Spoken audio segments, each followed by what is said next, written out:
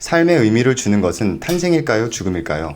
과정의 의미가 있는 것은 시작이 있기 때문일까요? 끝이 있기 때문일까요?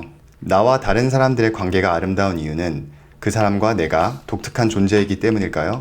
아니면 그 관계에는 언제나 끝이 있기 때문일까요? 오늘은 삶의 의미를 정반대의 방향으로 설명한 두 철학자를 소개하고자 합니다. 바로 한나 아렌트와 마틴 하이데거입니다. 그리고 이 두 주제를 훌륭하게 표현한 영화 칠드런 오브 맨과 컨택트를 통해서 두 철학자의 사상을 설명해드리고자 하는데요. 오늘 내용은 조금 어려울 수 있습니다. 하이데거는 20세기에서 가장 똑똑한 사람이었기 때문입니다. 저 역시 하이데거의 존재와 시간이라는 책이 너무 어려워 제가 제대로 이해하고 있다는 확신이 없습니다. 그럼 영화 이야기부터 시작하겠습니다.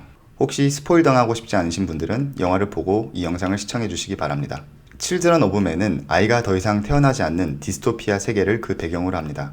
알 수 없는 이유로 사람들은 출산을 더 이상 하지 못하게 되고 이로 인해 사회는 테러로 얼룩진 혼란스러운 상태가 됩니다. TV는 지구상에서 가장 어린 사람이 죽었다는 뉴스와 같은 우울한 소식으로 가득하고 사람들은 희망을 찾을 수 없습니다. 이런 상황에서 주인공은 한 여성이 임신을 했다는 사실을 알게 되고 그 여성을 지켜주는 것이 이 영화의 핵심 줄거리입니다. 이 영화의 마지막 장면에는 아이의 울음소리가 들리자 서로 총을 겨누던 사람들이 모두 멈춰서 그 아이를 바라보는 장면이 나오는데요. 칠드런 오브 맨은 탄생이 얼마나 소중한 일이며 사람들에게 희망을 주는 것인지 설득력 있게 보여줍니다. 컨택트는 정반대의 이야기를 들려줍니다. 이 영화에서 외계인들은 지구에 도착하게 되는데요.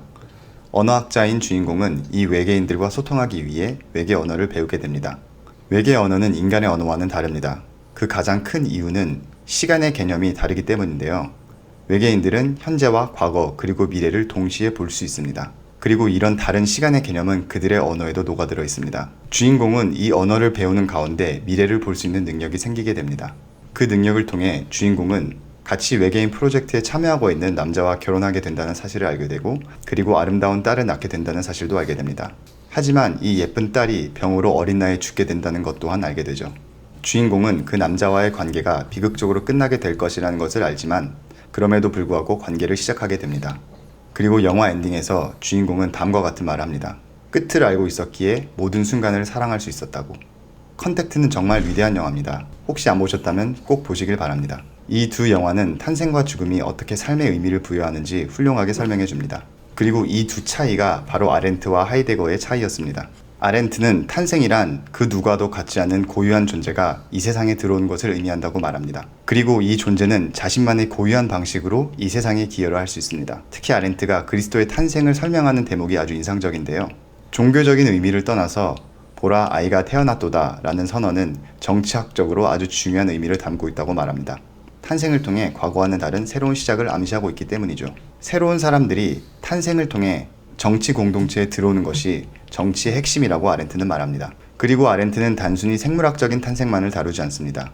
처벌과 용서라는 개념도 소개하는데요. 처벌과 용서는 과거의 과오를 뒤로하고 새로운 시작을 할 수 있게 해줍니다. 예를 들면 우리를 계속 괴롭히는 과거사를 처벌 혹은 용서를 통해 청산하고 새로운 시작을 할 수 있게 해주는 것입니다. 인간은 새로운 시작을 할 수 있는 존재고 그 새로 시작할 수 있는 힘이 인간을 정의한다고 아렌트는 말합니다. 하이데거는 아렌트와는 반대로 죽음이 삶의 의미를 규정한다고 말하는데요. 인간은 미래를 향해 그리고 가능성을 향해 끊임없이 나아가는 존재라고 하이데거는 말합니다. 하지만 인간은 누구나 죽음을 맞이하게 됩니다. 죽음은 존재의 끝이기에 나의 의미를 완성해주지만 문제는 그 누구도 죽음을 경험해 본 적이 없다는 사실입니다.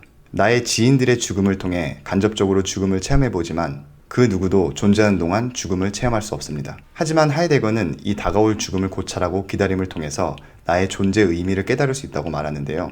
죽음은 나의 존재가 사라지는 것을 의미하지만 역설적으로 나의 존재의 의미 그리고 가치를 깨달을 수 있게 해주기 때문입니다. 내가 이 세상에 더 이상 존재하지 않을 수 있다는 가능성은 역설적으로 나의 존재를 확인시켜주고 그 의미를 부여해줍니다. 그러니까 끝이 있다는 사실이 과정을 의미 있게 해준다는 말이죠. 저는 아이가 없지만 저의 강아지를 통해서 아렌트와 하이데거의 철학을 이해할 수 있습니다. 아이가 있으신 분들은 이 말을 더 잘 이해할 수 있을 것 같은데요. 제 강아지는 저와 벌써 5년을 함께 했습니다. 잠깐 데려와 보도록 하겠습니다. 이 강아지가 저에게 의미가 있는 이유는 두 가지가 있습니다. 먼저 이 강아지는 그 어디에도 존재하지 않는 유일한 강아지입니다. 실제로 성격도 좀 독특합니다. 이 아이의 독특함이 저와 이 강아지의 관계를 특별하게 만들어줍니다. 이것이 바로 아렌트의 주장입니다. 하지만 한편으로는 저는 강아지의 수명이 인간보다 훨씬 짧기에 종종 이 아이가 더 이상 존재하지 않는 순간을 상상합니다. 그 상상만으로 고통스럽지만 이 강아지와 저의 관계의 끝을 상상할 수 있기 때문에 우리 둘의 관계가 더욱더 특별하게 느껴지는 것입니다. 이 강아지와 함께한 모든 순간을 소중하게 생각할 수 있는 것이죠. 여러분은 아렌트와 하이데거의 주장에 동의하시나요? 어떤 것이 여러분들에게 더 설득력 있게 다가오나요?